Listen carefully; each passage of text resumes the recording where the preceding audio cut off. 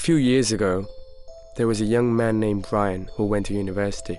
He didn't have enough money to live in the campus accommodation, so he had to rent an apartment of his own in the city.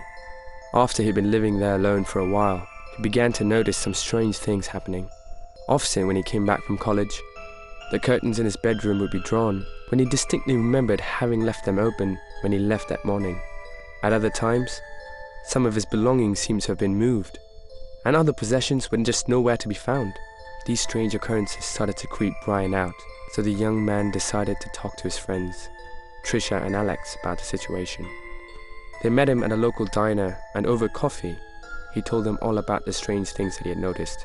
"Maybe I'm just being paranoid," said Brian, "but I just get the sneaking suspicion that someone is breaking into my apartment during the day while I'm at university and what?" interrupted Alex. "Rearranging your curtains and moving your stuff around? Who in their right mind would bother doing that?"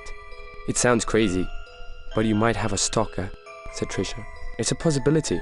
If it's true, I think the best thing to do is to contact the police." "What can the police do?" asked Alex. "They're not going to spend their time keeping your apartment under surveillance. Besides, there's no damage to any of your things. There's no sign of a break-in. In short, there's no evidence." "So what options then?" pleaded Brian. "I can't just do nothing." "I know how to put your mind at ease," said Trisha. "It's easy. Just get a video camera, set it up in your bedroom, and leave it running when you go to college. If you really do have a stalker, you can show the tape to the police as evidence." "You know, that's a great idea," said Brian. "And if you're really just paranoid and crazy, you can show the tape to your psychiatrist," joked Alex. That night, Brian borrowed Trisha's video camera and brought it home. The very next morning, he hid it discreetly under some folders. Before he went to college, he pressed the record button and left it running. During the day, while he sat taking notes and lectures, the young man forgot all about the video camera. It wasn't until he arrived home and went into his bedroom that he remembered his plan. Taking the video camera out of his hiding place, he pressed the stop button. Then he took out his mobile phone and called his friend. "Hey Trisha," he said, "I just got home. I'm gonna watch the video." "Cool," said Trisha. "Don't hang up. Tell me if you see anything." He pressed play and watched the recording on the video camera's tiny screen. He saw himself leaving for university in the morning and closing the bedroom door. Then there was nothing. He pressed fast forward and scanned through the video. The room was empty. "Still nothing," he said. "I can wait," replied Trisha. "Anyway, there's nothing worth watching on TV at the moment." "Oh my God," cried Brian as he pressed play on the camera. What? What?" Trisha begged excitedly. "The door's opening," said Brian. It's a woman." "What is she doing?" asked Trisha.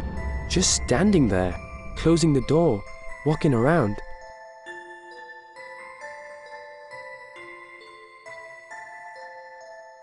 "Oh my God, so weird. What does she look like? Long, black, stringy hair, tattered dress. Do you know her?" "No, don't recognize her at all. She's carrying a knife, a big kitchen knife. She's going for my trash." "Ugh, gross. What's wrong with her?" "She's going over to the closet. She just got into the closet." "Okay, fast forward and see if she does anything else." He scanned through the video for a while, but the room was empty. "You know what this means," said Brian. "I have the evidence now. I can go to the police and they'll take me seriously." "I know," said Trisha. "They'll have to." "Alex is totally going to freak out when he sees this." "No doubt. He didn't believe you, but I did." "I know. You're a good friend." "Oh my God. What?" Brian pressed play again. "The door's opening again," said Brian. "Who is it?" asked Trisha. "Oh, it's okay. It's just me coming home from college."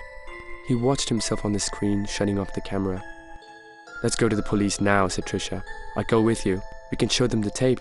"Okay, I'll meet you at the diner in 15 minutes, said Brian. "Okay, wait a minute," said Trisha. "You said she got into the closet. Did she ever leave? Brian, did she ever get out of the closet?"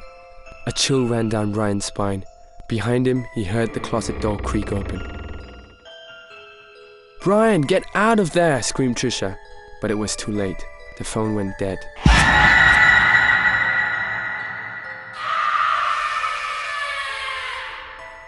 When she tried to call him again, there was no answer. Later that evening, the police found the body of the 18-year-old college student lying in a pool of blood. He had been stabbed 21 times. The video camera was clutched in his cold, dead hands, and when the police examined the camera, they discovered that the memory card was missing. No trace of the woman was ever found.